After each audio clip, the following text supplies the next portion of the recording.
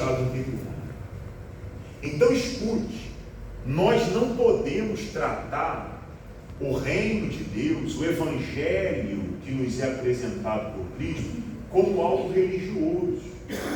Você não deve tratar a sua vida espiritual como um mero compromisso religioso ou social. Você tem que levar as coisas de Deus a sério, porque o nosso corpo é um templo e será habitado, bom que seja pelo Espírito Santo, mas se não por ele, será habitado por demônios. E não adianta você falar assim: não, eu não acredito nisso, comigo não funciona assim. É a realidade da vida. São realidades espirituais que Jesus nos trouxe. A gente não precisa ir longe, basta você colocar a cabeça para fora da porta daquela igreja e você vai ver em qualquer lugar na rua, por onde você for, a presença de demônios usando pessoas, destruindo pessoas, causando mazelas, injustiça, sofrimento, mortes e todo tipo de coisa ruim que acontece. Por isso que Jesus ele diz: o mundo jaz no maligno, o mundo está no maligno, repousa no maligno.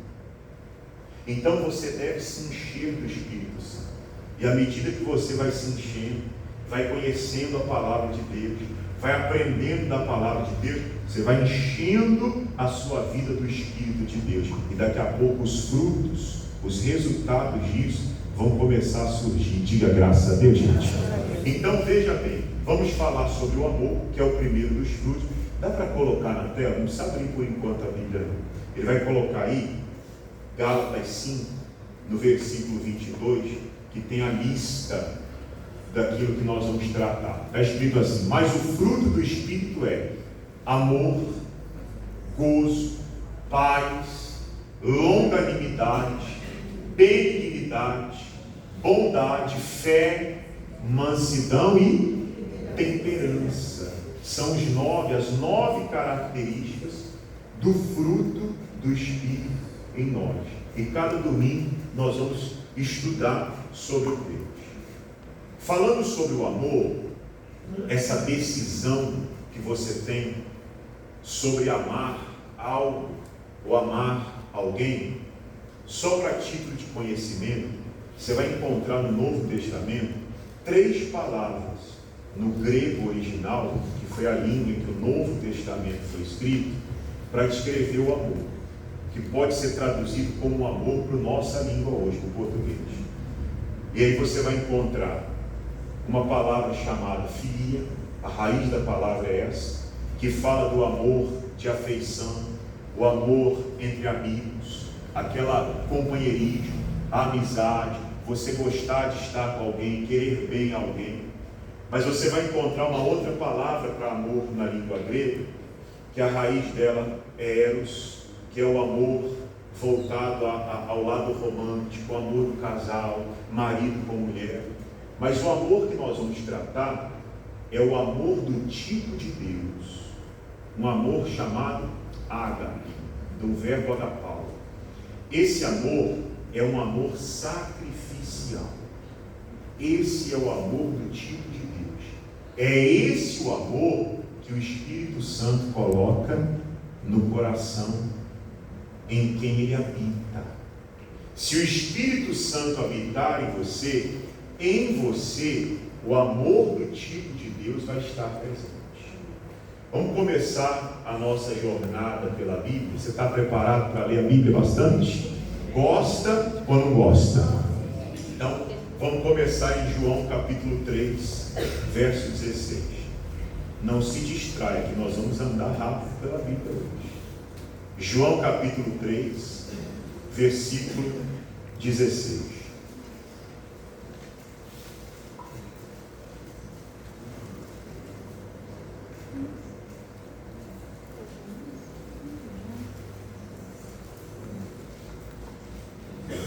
Está escrito assim: porque Deus amou, o verbo amar, da raiz do verbo ágape em grego. Deus amou o mundo, todas as pessoas do mundo, de tal maneira que fez o quê? Que deu o seu Filho unigênito, para que todo aquele que nele crê não pereça, mas tenha vida eterna. Então o amor do tipo de Deus é esse, que sacrifica algo para salvar alguém. Deus sacrificou o seu Filho unigênito para o resgate, para a salvação de todo mundo que crê. Então o amor do tipo de Deus é um amor sacrificial. Agora olha comigo Romanos capítulo 5, vamos um pouquinho à frente. Romanos 5, no versículo 8. Romanos capítulo 5, no versículo 8.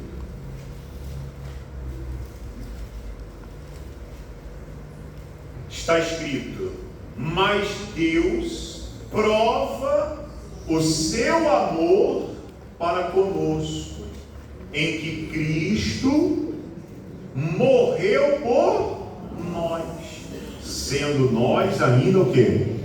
Pecadores. Ou seja, nós não fizemos nada por merecer. Nós, no nosso caso aqui hoje, não éramos nascidos, não pensávamos em nascer, não existia nenhum indício de que nós existiríamos nesse mundo, mas mesmo assim, Deus escolheu enviar o seu Filho para morrer em nosso lugar, quando nós ainda éramos pecadores. Então olha só, o amor de Deus não se trata de uma troca. Não se trata de uma troca. O amor do tipo de Deus não se trata de uma troca, porque nós não demos nada por isso. Nós não fizemos nada por isso. Nós não fizemos por merecer. Ele fez por amor, sem ter nada de troca. O amor, por exemplo, de marido com mulher é baseado numa relação de troca. Sim ou não? Pensa comigo. Pensa comigo. Eu estou aqui casado com a minha esposa e eu a amo. Então, eu faço tudo para que ela se realize, para que ela seja feliz, para que ela tenha paz, para que ela se sinta bem. Eu me sacrifico para prover o melhor a ela. Mas se não houver da parte dela uma contrapartida igual, esse amor não vai durar. Esse casamento não vai se sustentar por muito tempo. Sim ou não? Não vai. Esse casamento está fadado ao fracasso breve. Porque o amor que nós temos para com as pessoas é baseado em troca. Você ama, você está disposto a muito, a sacrificar por quem você ama, mas você espera a contrapartida disso.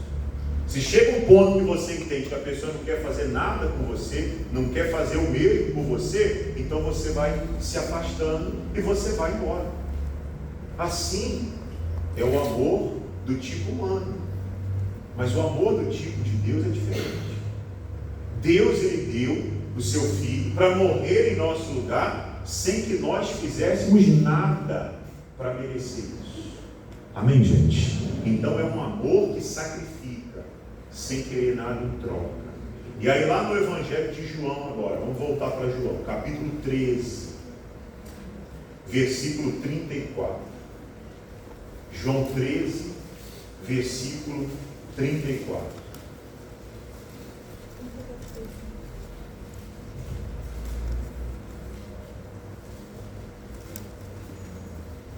Olha Jesus falando agora. Ele diz assim aos seus discípulos: um novo mandamento vos dou, que vos ameis uns aos outros, como eu vos amei a vós, que também vós uns aos outros vos ameis. Nisto todos conhecerão que sois meus discípulos, se vos amardes uns aos outros. Então olha só, Deus agora espera que esse amor, o amor do tipo de Deus, esteja em nós e que nós manifestemos isso para com os outros à nossa volta. Que você venha a amar o seu semelhante, amar seu próximo como Cristo amou você, sem esperar nada em troca.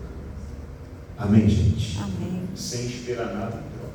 Então entenda que o amor do tipo marido e mulher espera algo em troca.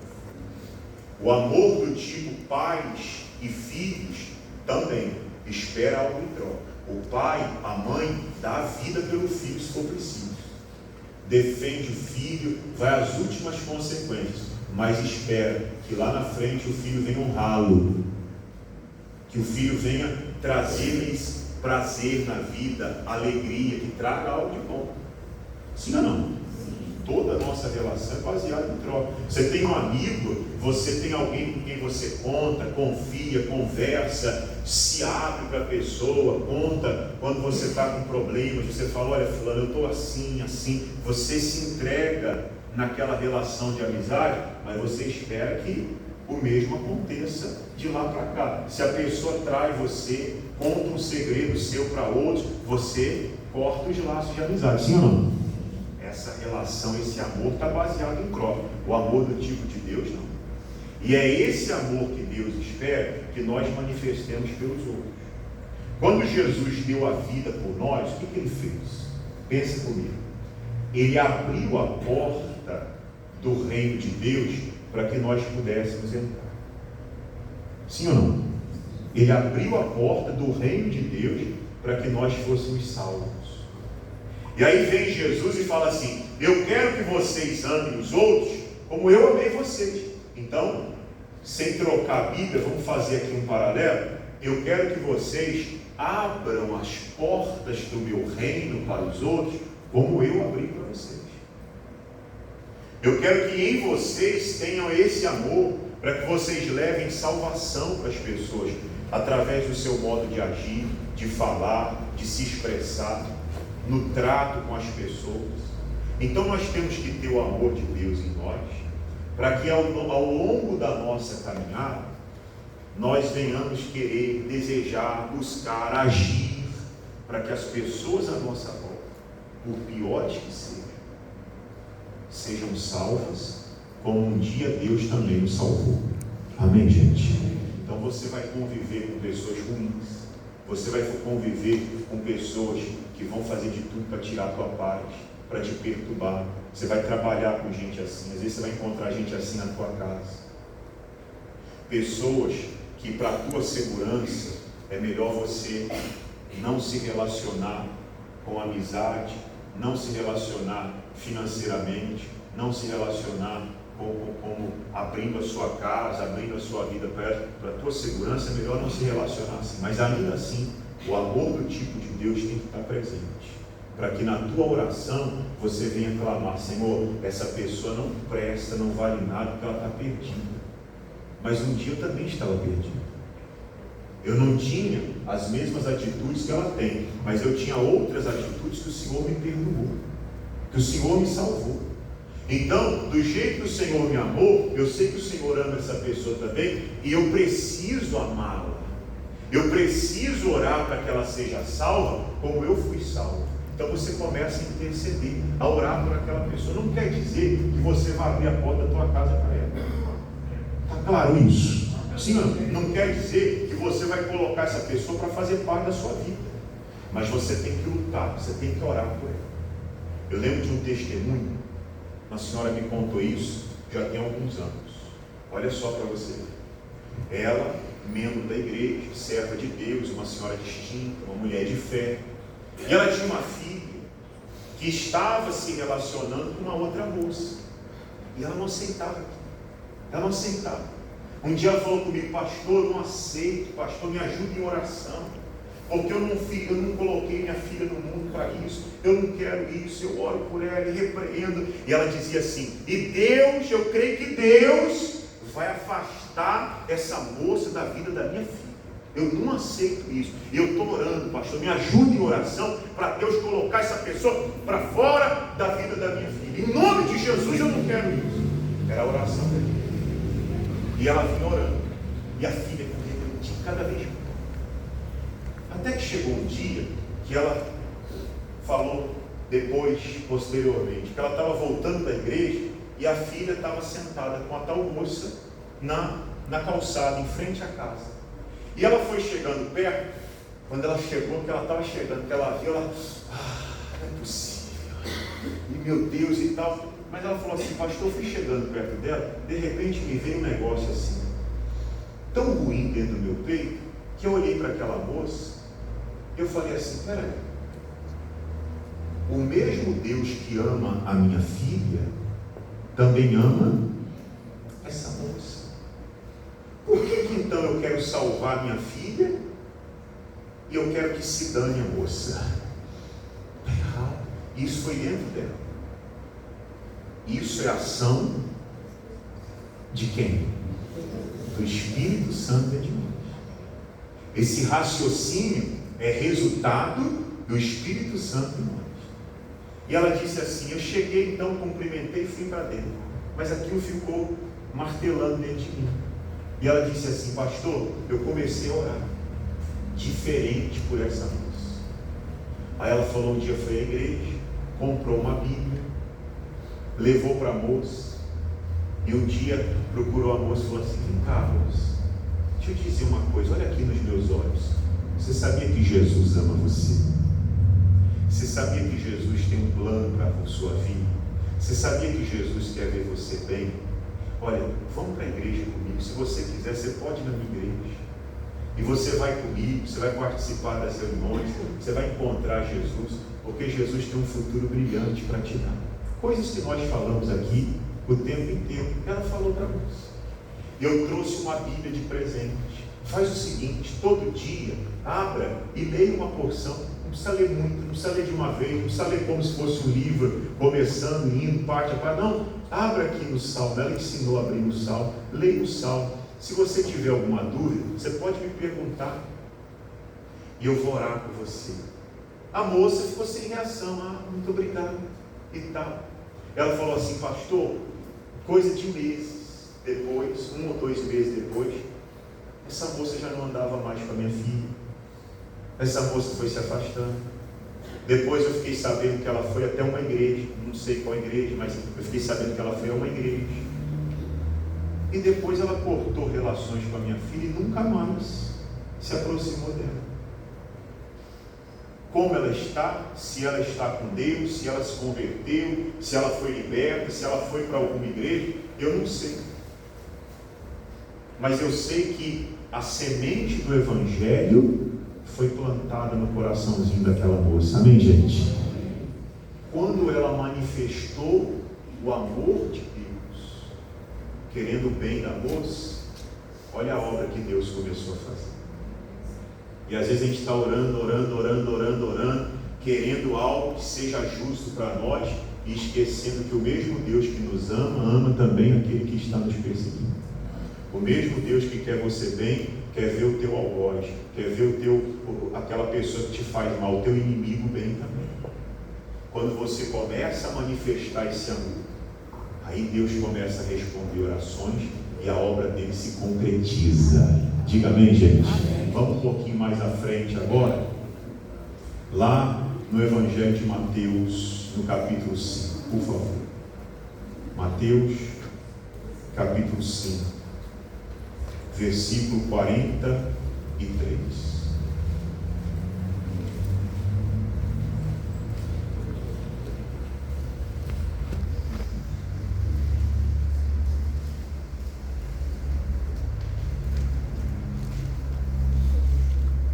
Jesus disse assim: ouvistes que foi dito, amarás o teu próximo e aborrecerás o teu inimigo.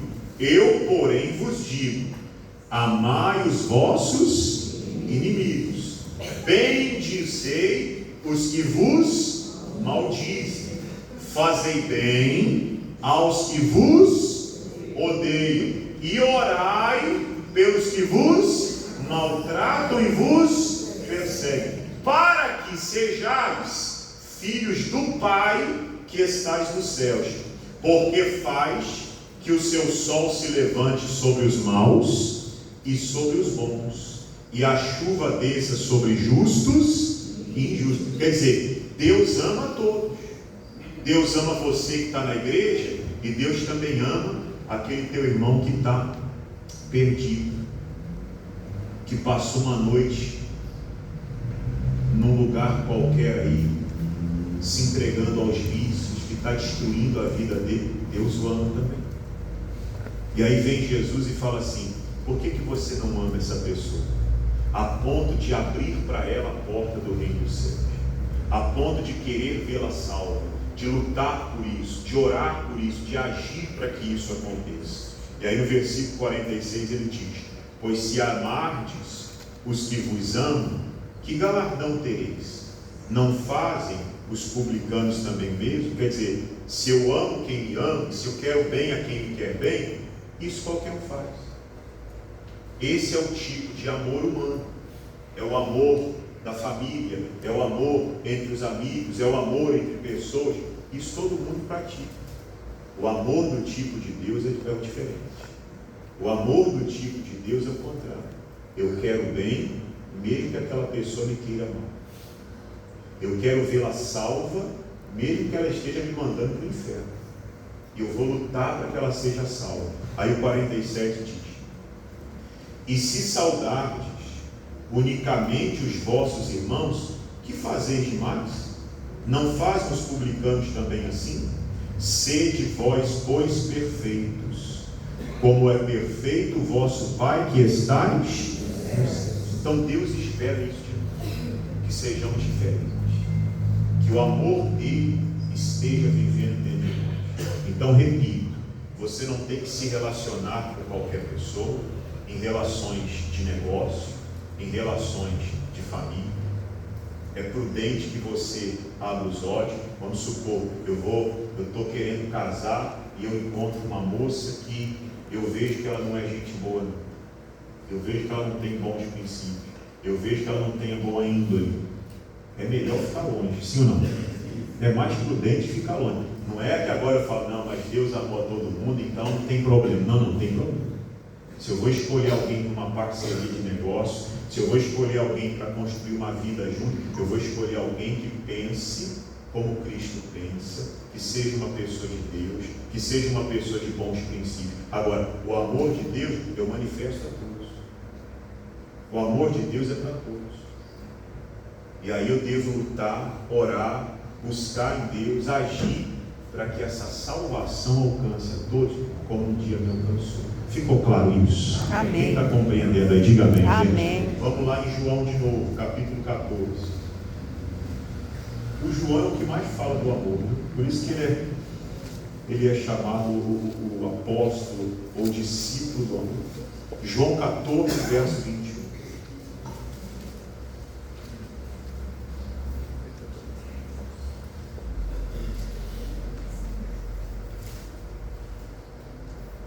João 14, 21, fala assim: aquele que tem os meus mandamentos e os guarda, este é o que me ama.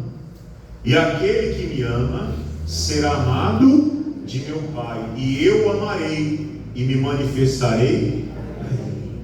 Então você ama Jesus? Faz o que Jesus está mandando.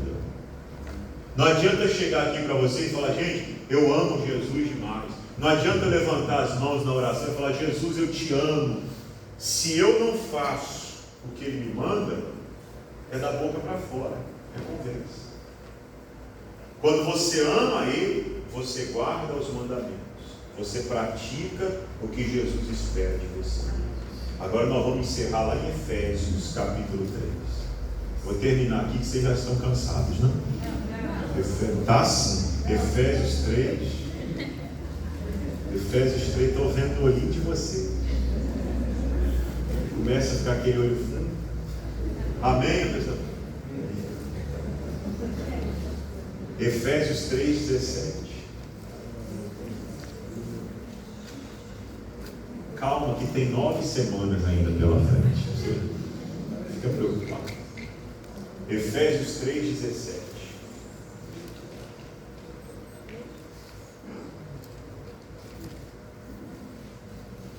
Está escrito assim, posso ler, gente? Para que Cristo habite pela fé no vosso coração, a fim de, estando arraigados e fundados em amor. Quer dizer, eu tenho que me fundar, me arraigar, criar raízes, me solidificar no amor de Deus. É isso que nos mantém próximos a Deus. Eu venho na igreja por quê? Eu venho na igreja porque eu me sinto bem na igreja. Não. Vai ter dias que você não vai se sentir bem na igreja. Isso acontece. Eu venho na igreja porque eu acho que Deus vai me abençoar. Vai, abençoa na igreja, mas abençoa fora da igreja também, não abençoa? Eu vou na igreja para orar. Orando na igreja, Deus ouve, mas orando em casa, Deus não ouve também? Por que eu venho na igreja então? Porque eu quero criar raízes. Eu quero estar fundado. Eu quero estar solidificado. Eu quero estar fincado nesse amor. Então eu venho aqui porque Ele me salvou. Porque Ele deu a vida por mim. Por isso que eu vou pegar as horinhas do meu dia no domingo como esse e vou entregar para Deus, para aprender, para receber, para louvar Ele, para tomar posse de bênçãos que Ele tem para mim, para melhorar minha caminhada com Deus, para aprender mais de Deus. Isso é nada perto do que Deus fez por mim, sim ou não? Eu tenho que estar arraigado nisso, fundado nisso. E aí diz o versículo 18: poderdes perfeitamente compreender com todos os santos qual seja a largura, o comprimento, a altura e profundidade, e conhecer o que? O amor de Cristo. Então cada dia que você vem, ouve a palavra de Deus, seu entendimento vai se abrindo, você vai entendendo mais, você vai compreendendo melhor, você vai ganhando experiência, você vai recebendo mais de Deus, você ouve testemunhos como esse. Esse exemplo que eu usei para você aqui é um testemunho. Às vezes é um testemunho que alguém conta na igreja, aquilo fortalece sua fé, você entende, o seu entendimento se abre. Uma palavra que você já ouviu várias vezes, de repente você ouve o entendimento, vem e fala: nossa, eu já ouvi essa palavra várias vezes, mas eu não tinha tido esse entendimento. Seu entendimento está ganhando largura, profundidade. Você está se tornando mais firme, você está se tornando uma pessoa mais forte na fé. E aí termina assim o 20 dizendo, o 19, aonde que eu parei? 19. Tem que, agora estou ficando, acho que a idade vai batendo, tem que andar acompanhando. Conhecer o amor de Cristo que excede todo entendimento, para que sejais cheios de toda a plenitude de Deus.